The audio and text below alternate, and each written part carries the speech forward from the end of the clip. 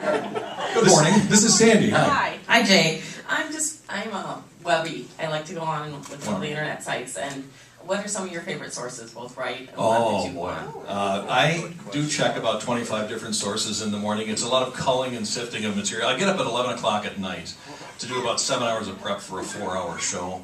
So it's sort of a long day, but it isn't a difficult day. I'm not busting rocks.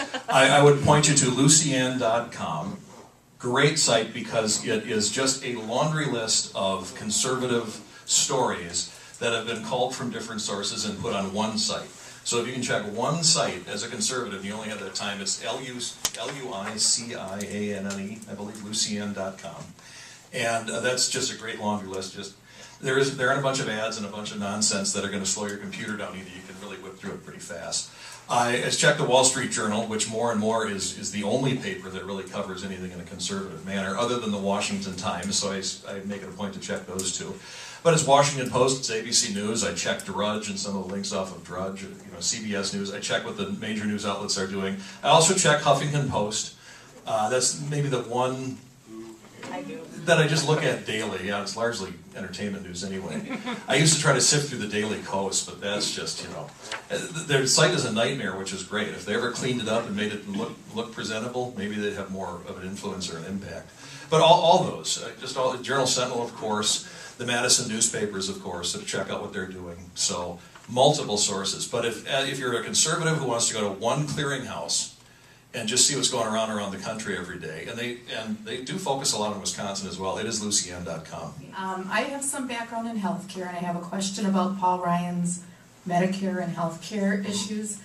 What's going to assure that the healthcare premiums don't overstep the vouchers that are getting, kind of like Medicare D? It was affordable in the beginning, and now... That's a very good question. What she's talking about is Paul Ryan's plan to reform Medicare is, at its most basic, we'll give everybody that is qualified for Medicare $15,000 vouchers, and they can go out and shop for a plan in the private market. They can go to United Healthcare, or they can go to Humana or whoever and shop for their own health care.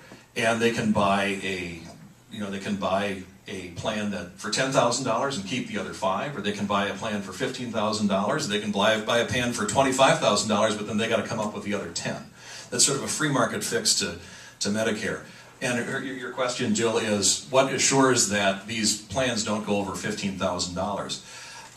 The market, in short answer. I'm sure that over time you're going to have to sort of ratchet up for inflation and the actual level of voucher that you're giving people. But he's starting off with $15,000, and it's the free market that keeps it in check. If you as Humana or you as United Healthcare want to be in this very lucrative game of providing health insurance to the elderly, your plan's going to be $15,000 or less.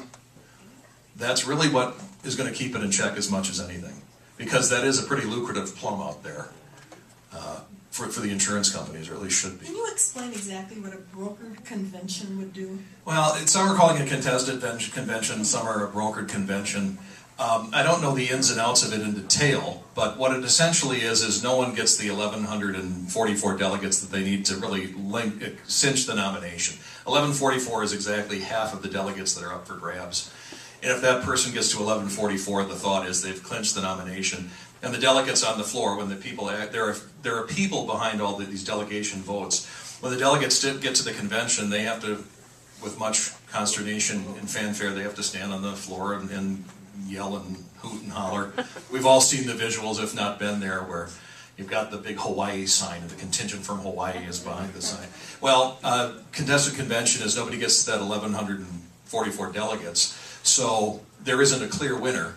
And now the nomination is really up for grabs. And now we're going to go through a process in which you're going to have the candidates and surrogates speak on their behalf, try to convince the crowd. It's really fun. It's a fun thing to do. I've watched some of these occur at the state level.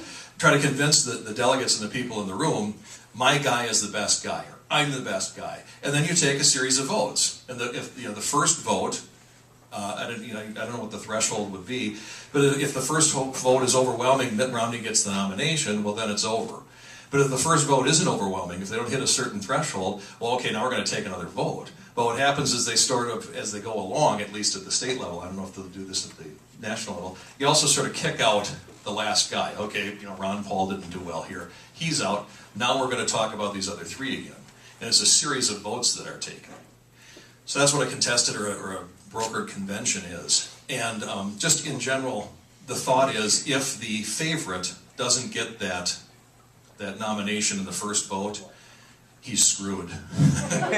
Because his stock is going to drop and drop and drop. And that's what Newt Gingrich is sort of banking on. That Mitt Romney would go into the convention, he wouldn't have enough delegates. The delegates on the floor are all grassroots, committed Tea Party types, conservatives. They're the most activist Republicans and conservatives in the country. So his thought is, they won't go for Romney, not in the first vote. And then we're going to really start to talk about whether it should be me or Rick Santorum. That's what he's banking on.